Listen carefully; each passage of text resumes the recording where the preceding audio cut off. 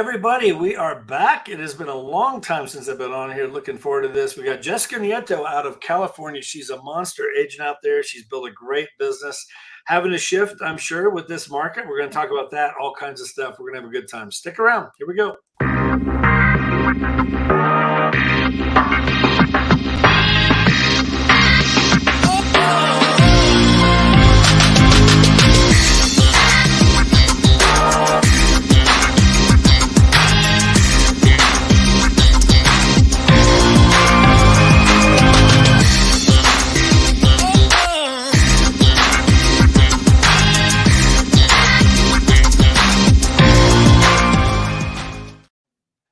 Hello, Jessica. Hello, Jeff. Great to be here. How are you?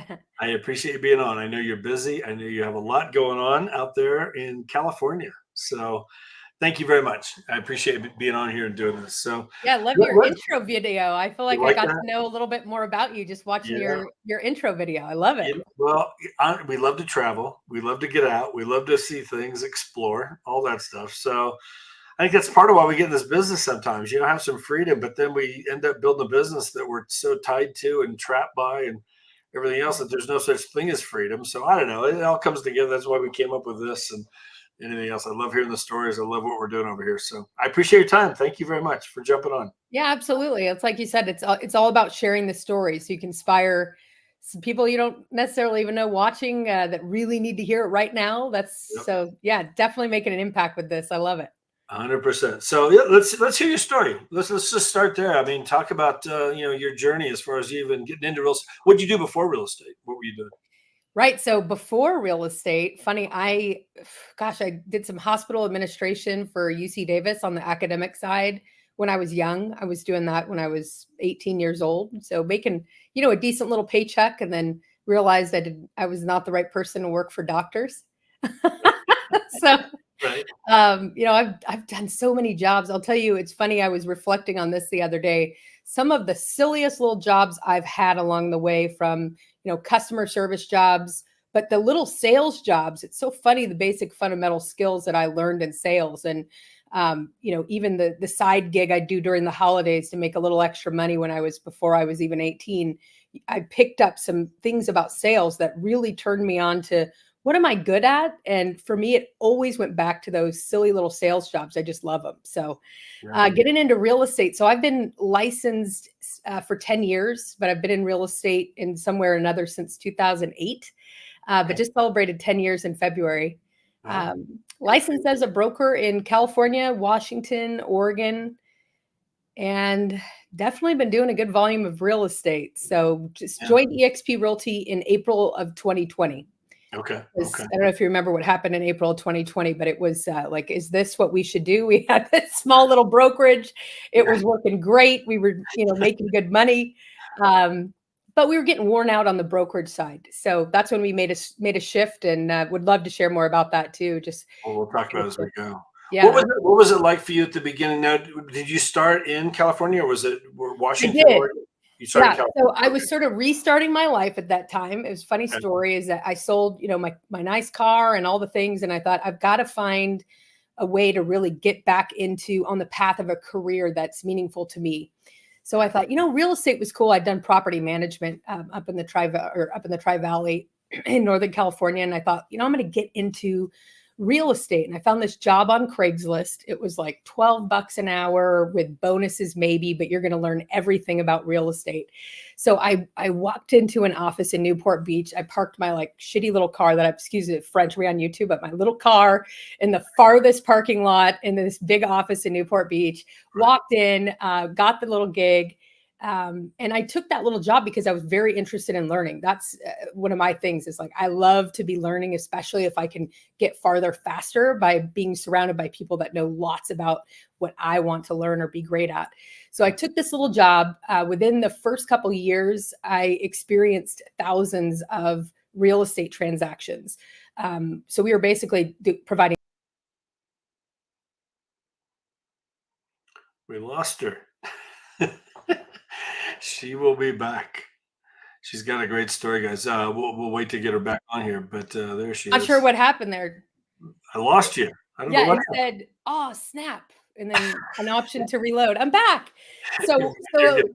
fast forward, we were providing auction bidding services for investors in that 2011, 12 time.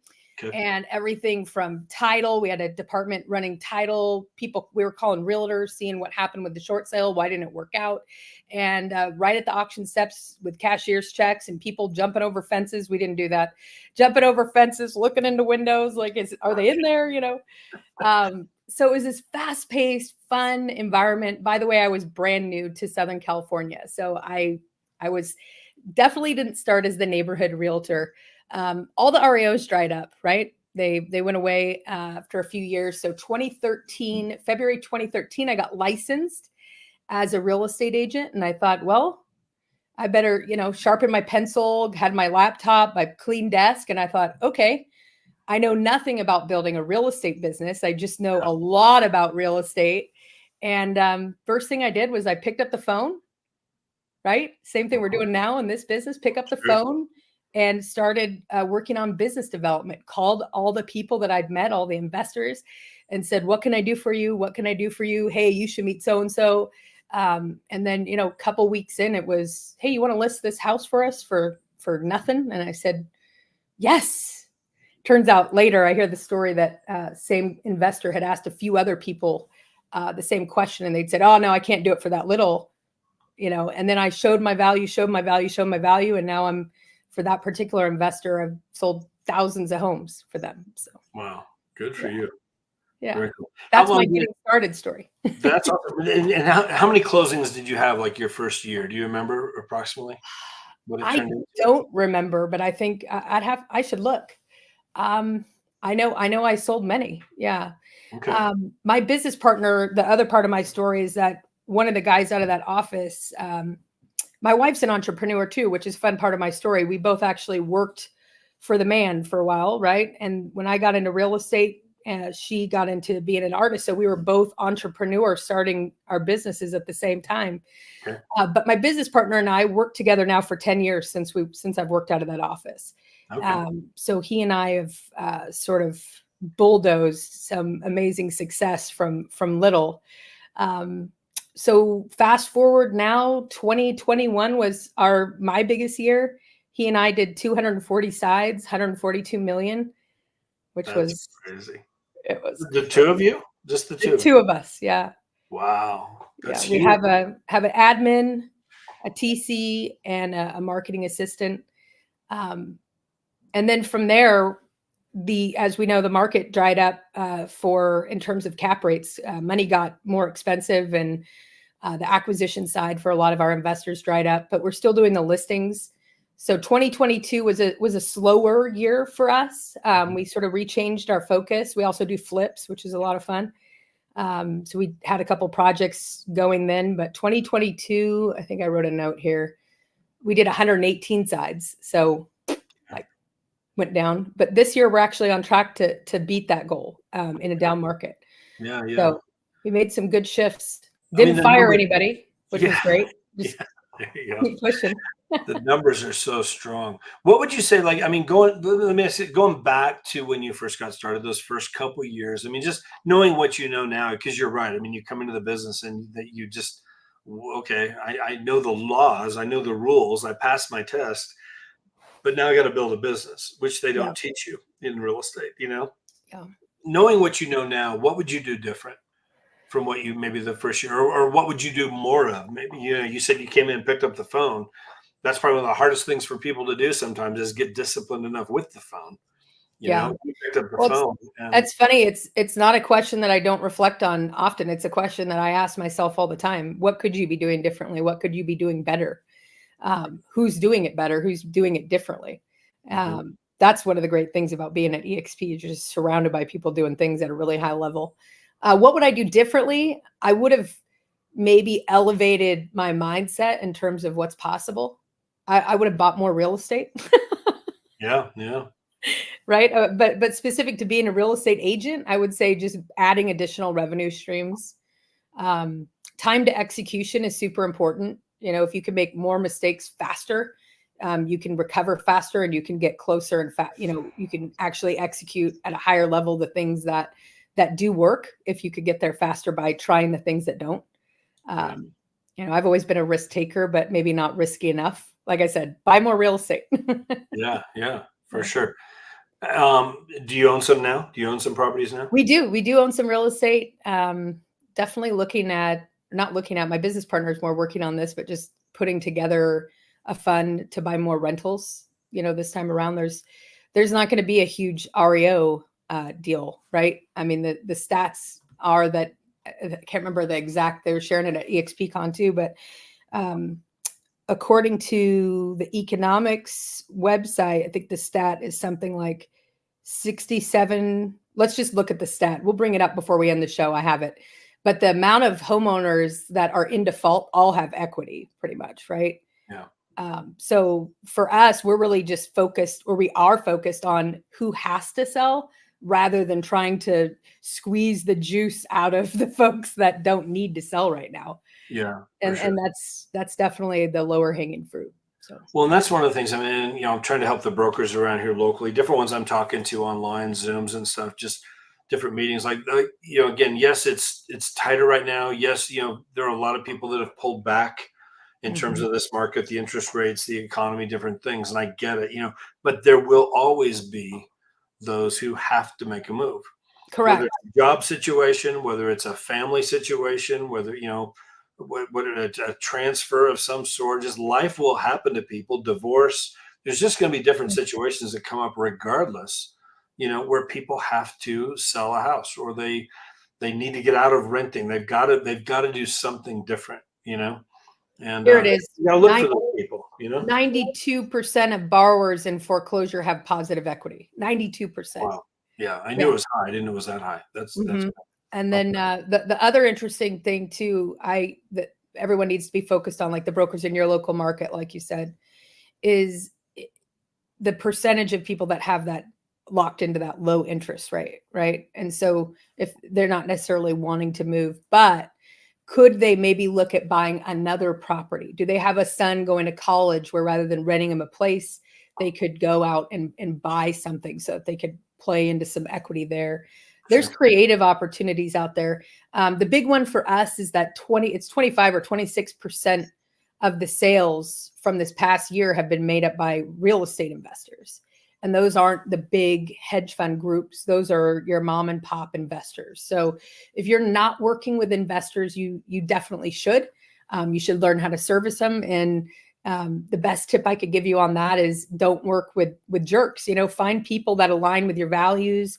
Right. They do what they say. Maybe you have to go through a couple transactions to find that person.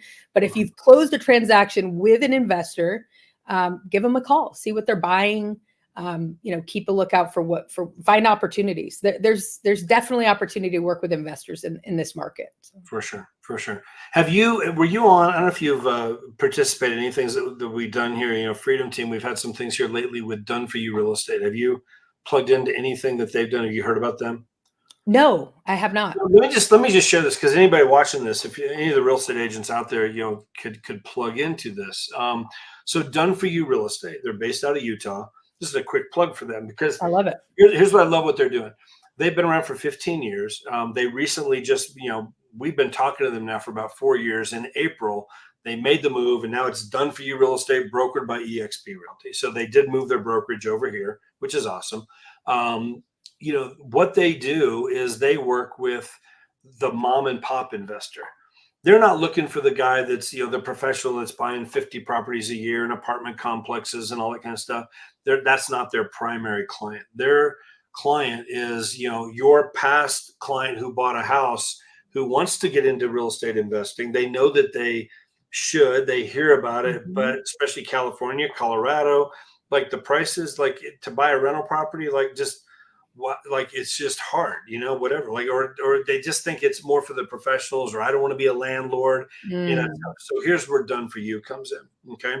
And so I'm going to share this for you, but anybody listening to this, watching this, you can go to dfy-realestate.com or just do a Google search, Done For You Real Estate, go to their website and look on there. Here's what happens. We sent out an email last week, a bunch of past clients, college buddies in Indiana, where I'm from, just whoever, anybody. They get on with Done For You. They'll sit down and do a one-on-one consultation to Zoom. There's no obligation with that. There's no fees. They'll look at their situation, tell us about what you want to do. Here's what happens. They'll work with them to help them come up with the down payment. And there's lots of ways to do that. People have equity in their homes right now. What's it doing for you right now? Take some of that out and go buy a rental property. Not in California, not in Colorado, in Indiana, in North Carolina, in Oklahoma, in Atlanta, Georgia, in Michigan. Here's the places where they're buying right now. And they got people on the ground watching these markets all over the place. Okay. So last year, a typical year for Done For You, they buy about 500 homes total. Their clients do. They're not. Okay. Right. Their clients do. And the average price, I think, last year was like $285,000. There are those homes out there. Yes. And these different markets where you can do that. So you put your 25% down. There's a fee to Done For You. That's how they make their money. But now they property manage it. They find the tenants for you. They deal with everything. It's done for you. Okay. A year from now, they do a cost analysis on that home. You might continue to rent. Every one of them, 100% cash flow. They all cash flow. Okay. Might be a little less now than what it was 2 and 3 years ago. Right. But they cash flow. So, you're making a couple $100 a month, but those tenants are paying down your mortgage. There's all kinds of tax benefits that come with that, by the way. A lot of it, special things for real estate agents. If you're in the business, I will tell you, just again, you need to buy a rental property. Buy real estate. One a year at least, and get the benefits of this, the depreciation in there, the cost segregation that you can do. There's things you can do with that tax wise that are huge. Okay. And we can talk more about that. But they do a cost analysis with the investor a year from now. It might be like, okay, there's actually enough equity here because the market, because of what you've done. Let's pull out 20%. Let's go buy another one. Okay. You might sell one 2 years later, do a 1031 exchange into 2 more properties. The average client with Done For You real estate over a 6 to 10 year period will have anywhere from 8 to 10 properties. You, as the real estate agent, you refer one of your clients to Done For You. The question is asked, who referred you to Done For You? Jessica Nieto. You are now attached to them for life. If they buy 10 properties, you're getting a 30% referral fee for every property that they buy, and you referred them that one time. Okay. Yeah, there's so many models out there. That's such a great model. Well, there's so many opportunities. Yeah. It's a great program, and I love what it's doing. They've got some great stories that have come out of that. They were actually here in Colorado Springs yesterday. We did a presentation for a group along with some tax people to just talk about how this could benefit the realtors. But I would just tell any real estate agents out there that listen to this or watch this, like, at least look into it for yourself. I'm getting my kids involved. The guy who owns the company, his son, bought his first property, was 19. He's now like 30. He owns 10 properties with equity of upwards of $800,000. He's cash flowing $7,000-8,000 a month. He's an attorney is what he is now. But here's this other thing that he's built. Most people within 10 years, 8 to 10 years, you can really, truly just add another stream of income into your retirement portfolio and build up equity with all these houses. We all know it's the best investment you can make, and so it's just a great program. So I would just tell you, Jessica, it's something to think about. We've done some trainings with Freedom Team, but they're now with EXP. They're kind of the official investor partner now with EXP. So you might look into it a little bit, for yourself and your clients, past clients, investors. Yeah, no, definitely. I think it's great advice. And for any real estate agent, is just number one is look at it. And if you don't know how to get there, that's okay. I mean, you could be a real estate professional and know how to get your clients to the table and still be intimidated to buy real estate yourself. That's okay. For sure. So go into somebody else that can help you figure out how to put something together is brilliant advice. I love it. Yeah, for sure. We had rental properties that we sold like in 2018. Hindsight on that one is like, what a dumb move that was. Yeah. But it's like the thing in real estate is that you can't chase, you can't continue to chase it. You just make decisions now. And there's so many revenue streams in real estate. One of the things that I opened up last in a year coming up November is also doing real estate coaching, which has been a lot of fun. I know I came on and did a class with your group recently on, I think we talked about technology. Yeah. It was excellent. It was awesome. I was going to ask you about that a little bit, just to share with some people, some of the things you've learned technology wise. But yeah, talk about your coaching program. I would say that the number one thing that I see right now, I mean, it's different than last year, right? And the number one thing that I see with new coaching clients or just people that I just help and support, I love to do agent development free as well. I give a lot to EXP. I love training in the university. I do a group coaching call each week with my organization and other agents in my network. And one of the things that I notice that's so common is that there's always these small little adjustments that you could be making to what you're already doing to really turn on the business, and there's agents that are hurting bad. We see how many are leaving. Imagine if there's that many leaving, how many are hurting, even the big top producers. Yeah. But the ones that are thriving, the ones that are really making stuff happen, we're on track to do better than we did last year. And it definitely wasn't because it was easy. There's little things like, for example, is getting your average sales price up. That's a big one. That's something you could refocus. Two is having way better conversations. I think that's one of the weaknesses that a lot of real estate agents have. You're having the conversation, but you're not really asking enough curious questions. You're not following up as often. And you're chasing those sort of high reaching leads or those cold leads or those leads of people that you're not sure like how motivated they are, rather than leaning in and leveraging the people that are around you more often. Hey, how can I support you? How can I help you? Who do you know that I should know? Here's some people that you should know, and just really adding more value to the people that are right near you in your circle that already know and like you and trust you. Yeah, So for sure. For sure. I mean, and having those conversations you mentioned, I think there's so much misinformation out there right now. Of course, the media, they survive on doom and gloom. That's what gets the attention. So, turn it you know, off. turn it off. I mean, just get with a realtor and get the correct information. Now, as the realtor, I need to make sure I'm up on top of all the things that are really truly going on so that I can have those Right. kind of conversations. Because again, the headlines, if you just read the headline, I mean, again, I've talked to different people in the last couple of weeks. Some of these investors, again, getting some of them in touch with Done for You. Some of them, oh, I'm waiting for the foreclosure wave, the tidal Yeah. wave of foreclosure. Like, wait, okay, but here's the headline that they read. Yeah. Whatever, wave of foreclosures that's right around the corner. Like, I'm like, look, did you actually read the article? Did you actually dig into that? It's not true. It's Yeah. not true. It's a Context is important. it's a Slightly. wave compared to maybe a year ago, but we had this moratorium on foreclosures. You couldn't do anyhow a couple years ago. So yes, we're seeing more than we had in 2020, 2021. But go back to 2008. There was the wave. I mean, what was it, 9 million, something like that? That's Yeah. never going to happen. The equity that you mentioned, 92, I didn't know it was that high. 92% of homeowners, with enough equity in their home to not have to go to foreclosure. They might need to sell, but they're going to come out ahead. Yeah, That's all. another stat that I was looking at this morning was that less than 20% of distressed sales today are REO homes compared to 50% prior to the pandemic even. Wow. Yeah. Yes. But again, but us as realtors, we need to know this stuff. We need to Yeah, be, and it's we not need hard to, to find, it's right? It's not. all around you. Yeah. One of my things that I do is I subscribe and make sure I read to people that I've vetted, that I know are absolutely great sources of information.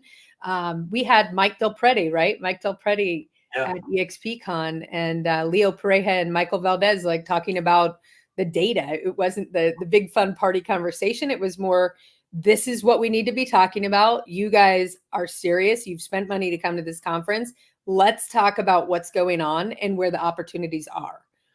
Right. We're not going to tell you that it's not happening, that bad things aren't happening, but let's read between the data. And then when you read the data often enough and you're following people that are really looking for those indicators, you can differentiate yourself by being someone that knows what's really going on and having those, being able to articulate to people where the opportunities are. So, Right. No, yeah. awesome.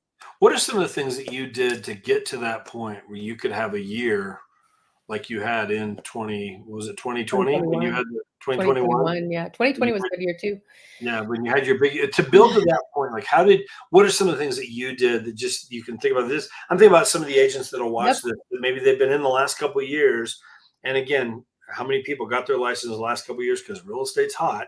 stick a sign out there. You're going to have 10 offers by, No 8. fundamental skills Yeah. whatsoever, no core Now competency. you've got to work it. The ones that are really want to work it, and I feel bad for some of them that really truly they're just trying to struggle their way through it. Like, well, first of all, what would be some things you would tell those agents right now?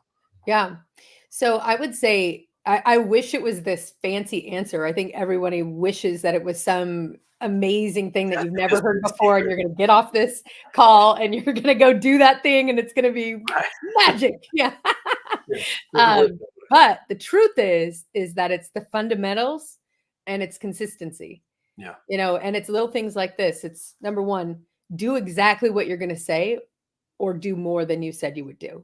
It's those micro commitments and over delivering. yeah, Legit. That is absolutely something that I have built so much success around that. Two is don't get too comfortable with the clients that you service over and over. You have to be better than or outperform yourself, right? If you want to continue to be hired. I work for a lot of clients that like one in particular, I've worked for them for 10 years now, ever since I was licensed. Like I said, that first listing, I now sell hundreds, over 100 homes for them so far this year. wow, Why is that?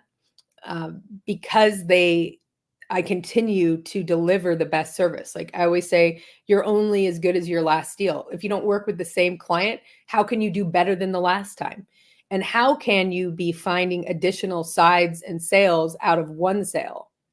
Those are the missed opportunities. All right, that one's sold. I got to go figure out how to get a new listing. It's like you have an opportunity, right? Right now with the listing that you have. So those seem really basic, but I would say another one um, is to really focus on the type of conversation that you're having. And I know again, it's the simple thing, but for example, are you calling your vendors and asking them how are they doing? Their business, your business is low, then their business is low. right. If your termite guy is doing half the business that he did last year, like you are, then how's he doing? How can you help him? And who does he know that you should know? The cleaning gal that cleans your house, the butcher at the grocery store. My wife does not go to the grocery store. Why? I wouldn't let her, because that's where I go and network and I meet people and have a good time. Right. It's simple, but you've really got to slow down and really think about like what am I stepping over every single day in the way that I exist. And the other one is I love numbers. I love people. So I've built a business around being able to do a little bit of both. I do not like figuring out how someone is going to fit their old dining room table into a new condo. That drives me crazy. So I know I can't go out and show buyers houses because I will cry myself home. So figure it's figuring out those things that drive you crazy, and rather than blaming your career or your job or the people, take ownership of that and find a way to change it. Find a great buyer agent that just loves showing property and have them show all the property and pay them so you can continue to generate buyer leads. Just figure out what works and expand on it big Yeah, time. for sure. What are a couple quick tips you can give? Like you mentioned the whole thing, like that one listing that closes, and how Mhm. there's more deals there. What are a couple things you could share with people in terms of how you've been able to generate more listings from that one deal? Just a couple quick tips you could put out to anybody. Yeah, absolutely. I mean, you Got a couple become I the think would work. expert. You can own that neighborhood without knocking on every door. There's lots of great things you could do. I don't think enough people are building audiences and creating really simple funnels to generate leads. On the internet. For example, you can call your title person, or you could manually get phone numbers, emails, names, and stuff, and create Facebook audiences and little pixels so that all of a sudden they're seeing that you sold this house when you promote it. Everyone in that neighborhood. These are things that are, if you took 2 days, you can put it all together. It's that simple. Yeah. Another one is circle calls. Our team does circle dialing. So every time we take a listing, sell a listing, do an open house, whatever, we call the neighbors. We also call the realtors because we're at EXP. So for agent attraction purposes, it's a great opportunity to offer value without just calling and asking for something. Right. So that's one. Two is the proximity is power. So if you could get around people at EXP and figure out, or whatever office that you're in, and figure out what they're doing, you can apply 1, 2, 3 things immediately. And the last one I would say is don't do the things you don't like doing, because you're burning yourself out. Get focused on the things that you're good at, right? Like you and I, Jeff, we just naturally love to just chat. I don't know how long we've been on here, but yeah.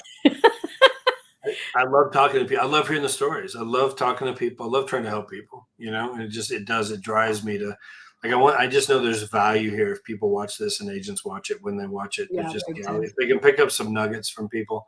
I love this thing I heard last week, is that a lot of people have a depth perception of problem with success. So meaning that you think it's so far away. Right. Right. And real estate is a long game. That's for sure. A lot of people failed playing the short game, but it's that incremental progress. So rather than, stumbling around and, like you said in the beginning, you said, "Oh, I know you're busy." I'm really not. But I am productive. I am spending the time doing the things that are going to get me to the outcome that I really want. Right. And I would say with that depth perception problem is thinking that you have to go so far to be, create the kind of success that maybe Jeff Morrell has. Oh man, that I'm so far away from that. And you're not, but incrementally you'll get there. So first thing is, and this is what I do with my coaching clients, is number one is so simple. You have to get so crystal clear on what you want. It should be a short list of things. And, I feel it's my responsibility to always be able to clearly articulate what it is that I want. Mm-hmm. Because if I can clearly articulate that, I can make it sort of happen, and I stay focused, and I remember at all times why in the heck I'm doing anything. And it's like red light, green light. Like what should I be doing? Nope, this does not help me get there. So I'm not doing this. I'm going to do what I said I was going to do for myself. Yeah.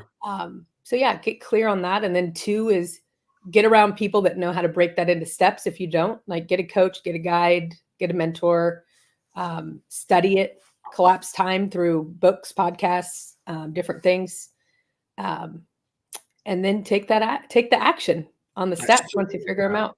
There's just so many ways to learn anymore, and surround yourself with that. Now, putting it into action though, consistency, Yeah. being consistent with the things we need to be consistent with, the money-making activities. Like I try and do, like if I'm going to read, and so I'll do it early in the morning, I'll do it later at night, whatever. But like during the day, there's certain hours. Like I think that's how I got to be. I did 32 deals my first year. I did 50 my second. I did 72 my third. And, that was by myself. My wife got licensed. We went to Keller Williams, built a team, whatever. And I was able to leverage myself to some degree, not as much as I thought I would. But anyway, but at the same time, like the thing with me was like the phone, as much as I could get tired of picking it up and making calls, that's where I made my money. The more people I talk to, the more the chances get better that I'm going to find somebody who knows somebody who knows somebody, even that is looking to sell or buy a house. And I get in touch with them. I'm going to talk to more people. So I had my schedule I had time blocked my schedule. Monday nights was a big night for me on the phone back in the day. 6:30 to 8:30, I'm on the phone. Saturday mornings, I'd always get people at home. So 9:30 to noon was blocked out. Yep. Well, here's somebody who wants to go look at homes. I'm actually booked in the morning. I can meet you at 12:30. They don't need to know that my appointment is me with my phone. Yeah. Because the 2.5 hours, 3 hours out there looking at homes with them, not making more money. I could set up 8, 9, 10 appointments over those 3 hours.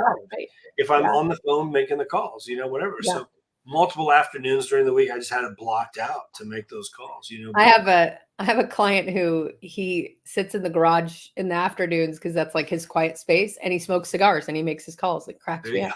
I think it's hilarious, but it's like, make your calls, whatever you got to do, make the calls. Yeah. I was talking to a real estate agent yesterday. She's been in the business for 8 years. She just came over from Keller Williams. It's such a trip sometimes, the reframing of how you're starting a conversation. I said, well, how many people are you calling a day? She wants to sell 6 homes, or she wants to sell 12 homes in the next 6 months. That's what would keep her in real estate for her, the amount of money she needs to make. And I said, well, how many conversations do you have in a day? And she said, well, I'm having a lot of conversations, but I'm like, well, how many conversations are you really having about real estate? There was the no commitment because she knows she's not having enough conversations. And I said, well, how many people do you have in your database that you really know? She's like, at least I have 500 at least that I know that would pick up the phone. Okay. And then what are you going to say when you call 5 of those when we hang up? Like, what are you going to say when you call? Well, I'm going to tell them, hey, she's like, well, these are people I haven't called in a while. And I said, okay, well, what are you going to say? She says, well, I'm going to call and I'm going to say, this is so-and-so, and we haven't talked in a while. And I'm, back full-time in real estate and da-da-da. And she's like going on and on and on and on. And I said, listen, this is what you're going to say instead. Hi, this is XYZ. It's been a while since we connected. I wanted to give you a call and see how you're doing. How's everything going for you? Boom. Yeah. That's your first call. There you go. And then talk about anything, right?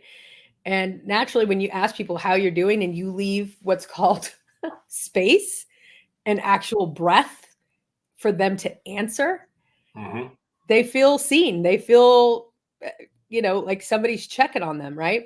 Yeah. And that conversation will most likely flip to, well, how are you? Or, what have you been up to? Right. In real estate, and then it's the close is the, well, hey, listen, how can I support you? I know you got the kids, in softball and this, that, whatever, what else is going on with your business? Is there anybody that I know that maybe could support you in what you're doing? Whatever it is find a way to ask, give value. And then of course, follow it up with, would you mind, I'm going to get back in touch in such and such time. And oh, by the way, if you have any conversations and real estate comes up, send me a group text. I'd love to be introduced so I can make sure they get with the right people to support them in whatever their goals are. Right. Be a good listener. You got to pay attention. I think that's one of my so superpowers. about the next thing we want to say that we're not hearing what they're saying, and people want to be heard. Like, just the art of listening is just it's hard. Like, just it's hard to do it. We get so distracted anymore these days, and especially on salespeople, new real estate agents. I see that so much. I'm worried about the next thing they're going to say. Just listen, and how can you help that person? I think being out and about. I mean, if you're out there talking to people, like I go to a coffee shop all the time, and I'll go make my calls over there because I can get plenty of stuff done here, but I get distracted. But I'm gonna meet people out there, Yep. And what happens when you meet people? Just like I met a guy yesterday. I'm at this coffee shop. I see him in all the time. I just went up to he had a meeting there. And as soon as he was done, I just went over and said, hey, real quick, I just want to introduce myself. I see you here all the time, whatever. My name's what he tells me his name. What do you do? He's with this company and having all these meetings and stuff. We just sat there and talked for 15 minutes or so. Of course, he turns right around and asks me what I do. Right. Easy. So then what's oh, I'm a realtor in town. What's the next question that everybody asks you when you tell them about that you're a realtor? Ready? How's the market? Yeah. No, absolutely.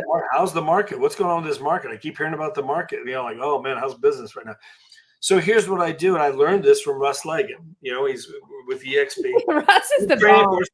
Russ was like, don't sit there and have a 5-minute, 10-minute conversation about the market. You can hit a couple things, but that's a great question. Real quick, let me do this. I've got a digital business card here on my phone. Let me send this to you. You can get on it. Would this be helpful? Every month, I do a monthly market update for all of my friends and clients and different people, whatever. There's nothing on there. You can unsubscribe anytime, but would you want me to send that to you? Just keep you up on kind of what's happening all around town with the market. Oh, that'd be great. I've never had anybody tell me no. Right. And now you're just getting yourself out there. You're reminding them every month. And I'll do a quick little 5-10 minute video. And we send it out to people. Here's number of homes, interest rates, all this kind of stuff, whatever. Get that out to people. And 6 months later, whatever, all of a sudden, who are they going to think about when one of their friends mentions that they need to find a house? Top of mind strategies. Yeah, exactly. Yeah, it's the top of mind. It's just that little thing, but I got it right there on my phone. I can. Here's the QR code, or what's your number? I'll text it to you. Boom, card goes out. They sign up. And now they get added into my database and they get the monthly update. And I think the scripts, you have to come up with your own. And I think where I see the biggest little tiny adjustments in what you could say to people that really converts is reframing your mindset. So rather than feeling like you're putting your hand out, asking for something, remember that you're putting your hand out with something to offer.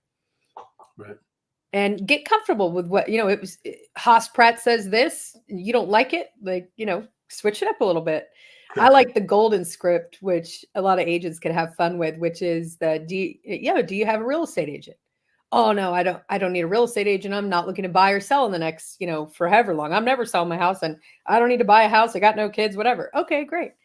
Well, you can still give that value. Well, listen, I'm sure you're still going to be curious about real estate, or you might have a neighbor or friend who might be interested, and you might be able to hand over some information. So why don't we do this? I'd love to be your real estate agent resource, and make the connection that way. Whatever it is, you could say it 50 different ways.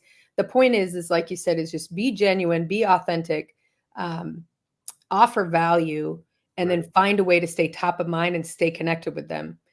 Like, for example, what you said, and you said it works every time. Hey, would you mind if? You could also say, would you be offended if you say, would you be offended? People will, I swear 100%, they will say, no, they will say, I would not be offended. Right. Yeah. Whatever the easiest path is for you, just practice those things and get comfortable. So Sure. Very cool. Yeah. Let's have you just real quick, and we'll start to wrap things up here. When you did you tell me you were a broker at one point? Were you ever a broker? I am a broker in Did you California. have your own? You had your own company? We did. My business partner and I had our own outfit, and what we realized is that we were the top producers of the brokerage.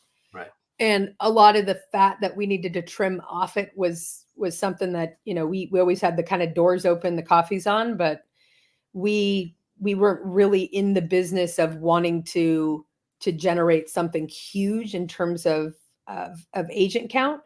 And the ones that we would build up and grow that were just absolutely amazing, they would get their wings and fly away. Yeah. Which was great. And so when EXP came up, I thought, wow, so we can do exactly what we're doing now. We could, create monster real estate agents, like you said, and then they can get their wings, but they can still stay in our revenue share organization. Yeah, you can still benefit from And they can have their own team and their stuff. own brand or their own outfit or their own office or whatever. And so, yeah, EXP was a, yes, for us. How long did it take you when you saw this model? How long did it take you to work your way through it to decide that, like, okay, we need to make this move?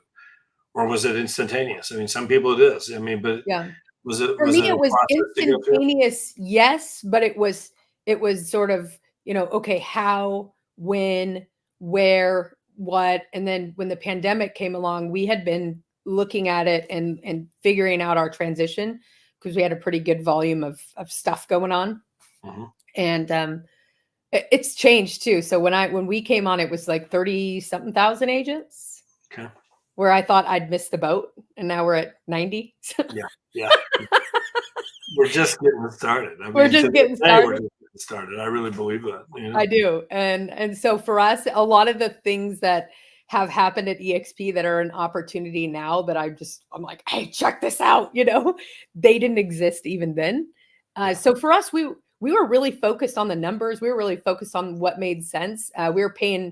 I was licensed in multiple states at that time, and my business partner was. I was licensed out in Pennsylvania. We were doing business at a high level there, some fix and flip stuff, and radio ads and TV ads and things like that, and doing that business. And so we were like, how's this all going to work? And then when it came to April 2020, we were leasing an office space at like $5,000 or $6,000 a month in Orange County, and we thought, we don't really need this. And there were all these things we didn't need when the pandemic happened. So what happened for us was it made sense. But then within the first couple of years of being at EXP, what I realized is all the things that I've benefited from have been things that I wasn't even thinking about at that point. Right. And for me, it's been the opportunity to really, my personal development and my development of myself have been more of a priority for me because of everything that I can see around me of people that are focused on that. Just being around so many people with that same mindset and that big growth mindset. Yeah. That's infectious. So that'd be, one of the reasons. Two, there's so many opportunities if you get behind the scenes and you build relationships, people like with Russ or with the marketing department, with the university team. And if you're giving value and you're showing up and saying, hey, how can I give back to the company? You guys, I mean, I've iconed 4 times since I joined in April 2020. So that's what, $64,000 worth of stock they've given me for doing the same freaking thing I was already doing. Yeah. We're not paying $11,000 in insurance in California. We're paying like $500 each a year. Yeah. It's just all that stuff was all great. But again, I got to open up EXPCon on stage in front of 6,000 agents last year. And when I got off stage, I thought, wow, I was scared to death when they offered it to me, but I said yes. And when I got off stage, I thought, well, I want to say more next year. That's what mattered to me. So this year I had a 20-minute talk on stage, talked about reflection for growth. And so it just seems like year after year, if you really, like I said, clearly articulate it, what it is that you want, and you put it out there to people, and it's who you are. You're showing up like, this is what I want. This is the path I'm on. These are the people I hang around. These are the people I want to get to know. You will get there fast. Yeah. On this platform. Surround yourself with the best agents. If I'm the smartest guy in the room, I'm in the wrong room. 100%. I'm here to help everybody, but I want to be around these people up here so I can go up here, money wise, intelligence wise, real estate wise, like all that stuff. It's like, it's that collaboration. It's been very surprising to me being here. How it is surprising the way everybody works together and helps each other. It's hard to even brokerage.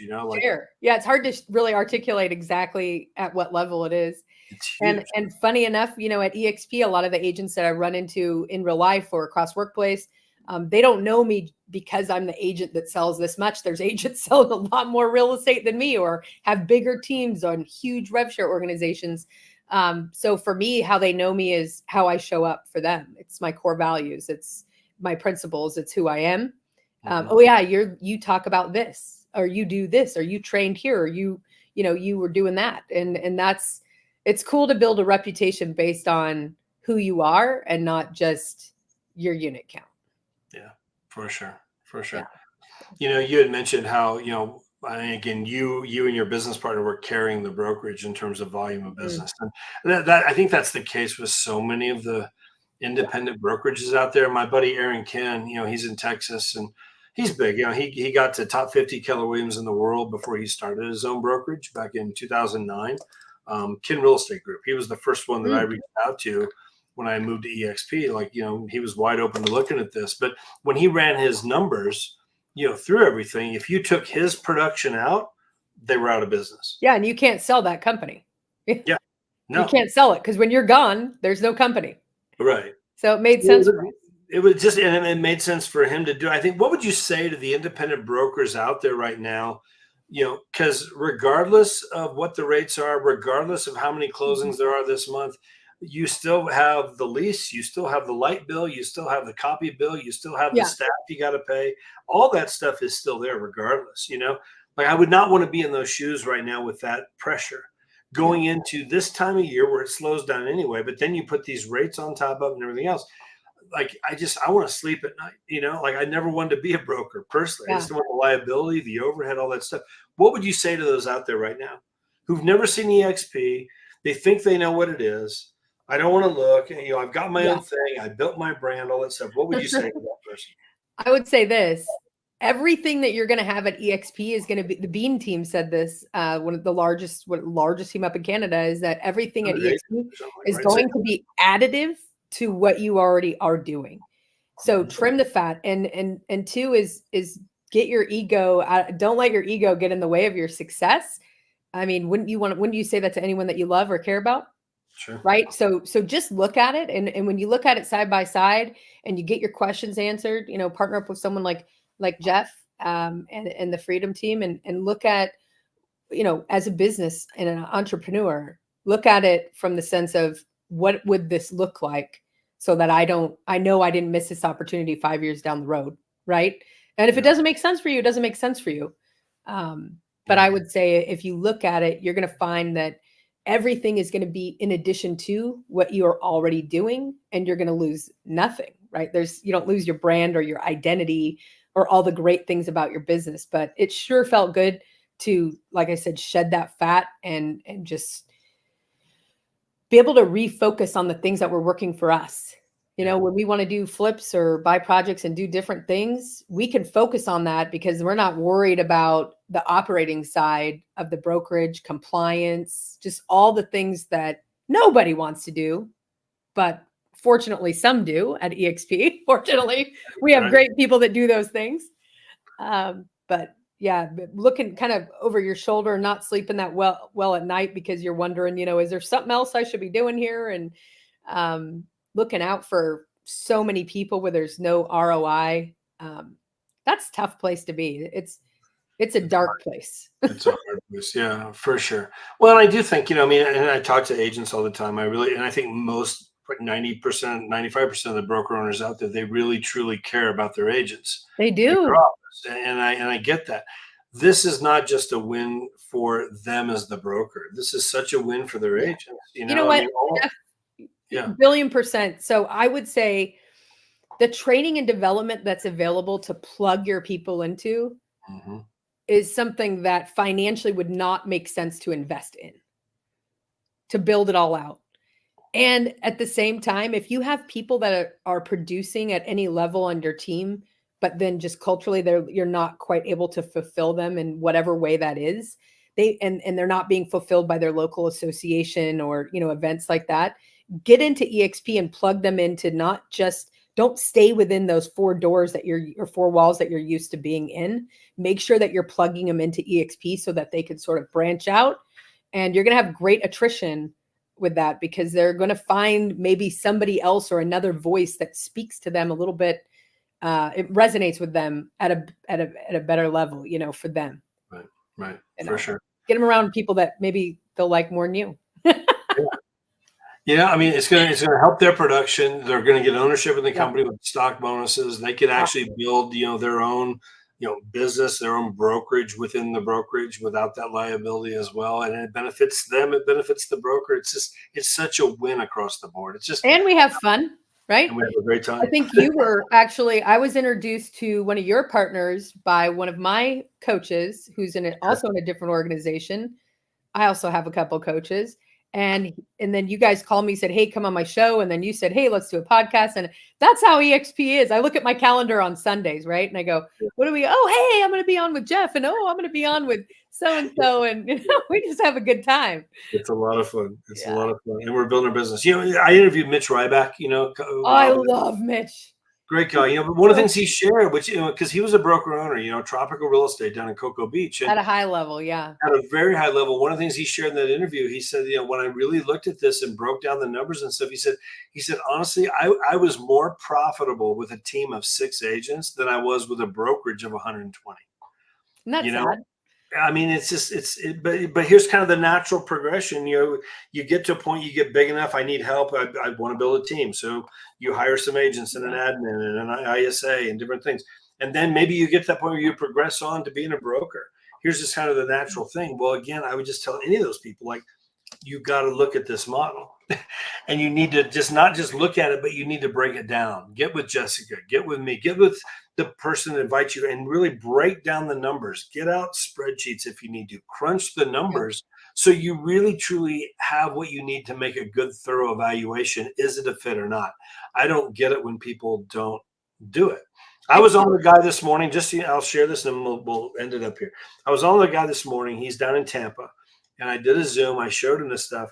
When I ran, he said he wants to do real estate for another 20 years. I took where he's at right now. Okay.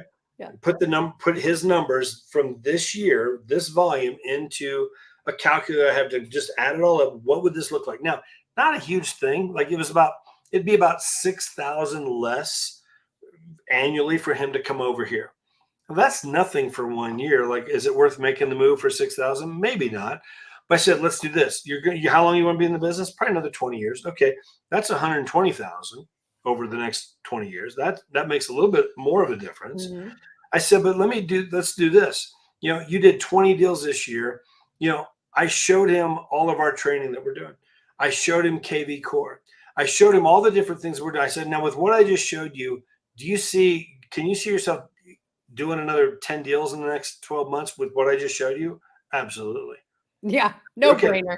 Yeah, I said, what's your average commission? He said, right around 12 to 13,000. I said, okay, $12,500 times 10 more deals, because you just plug into what we're doing. That's $125,000 more in your pocket a year from now. Yeah. Now, if you're here for 20 years, that's 2.5 million plus your 120,000. Is And there any that's not reason even why looking at, yeah, that's not even looking at all the other revenue nothing? options. No, we didn't even touch the stock. We didn't even talk about reaching out to agents, nothing like Again, it's back to, it's all additive, right? that. Yeah. Yeah. We So could it's just talk like, about why this all does this day, Jeff. not, does this, well, let me think about it. No, what's there to think about? Anyway, I want to help people do their due diligence and figure out if it's for them or not. But you got to really evaluate it with the numbers to really see, because this is not just another model. This Yeah. is not just another brokerage. Well, you look at every brokerage that's come into play over the last 4 or 5 years, new brokerages. What model are they imitating? They're not imitating Keller Williams. They're not imitating Remax or Coldwell Banker. The franchise model, they're not rebuilding that. They're imitating this. Yeah. They're offering ownership with stock. They're trying to figure out, how can we give some revenue back to the agents? How can we, they're virtual. This is the model of the future, but we got a 14-year head start on everybody. We do, and we're also, number one in many ways. I don't have all the stats. There's quite a few stats to share, but we also increased our market share by 7%, where there's a shrinkage of 30% in the marketplace. Yeah. So get where things are happening and going in the right direction, especially in this market and this environment that we're in with all the headwinds. There's plenty of headwinds to face, but you've just got to take accountability for what you can change, and making a change to come over to EXP is something that you can control. And there's tons of opportunity to get around guys like Jeff. And I appreciate you having me on. I had a blast. I appreciate being on. I appreciate you coming on here. There's a lot you can share. And I would, if anybody want to get in touch with you, ask you about your coaching, or ask about how could they best reach you? Yeah, I love to just give out my website. So it's jessicanieto.com. No www, just go jessicanieto.com. You can also find me on Facebook, Instagram, LinkedIn, same thing. Look up Jessica Nieto. I've posted every day for over a year now on all those platforms. So I'm the first one that comes up. There you go. Very cool. Thanks, Jeff. Jessica, thank you so much for your time, guys. Thank you very much for sticking around. Lots of good nuggets here. Just apply some of this stuff. I guarantee you can have a great end of the year. You can set yourself up for a great 2024. We're definitely here to help you in any way that we can.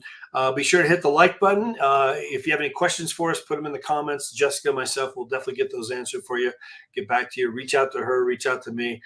Subscribe to the channel. Okay, we're doing this a lot. We're getting back in the swing here. So lots of good things going on in the business. Lots of good things going on with EXP. So thank you for your time, Jessica. Have a great rest of your week. Thank you. Take care, everybody.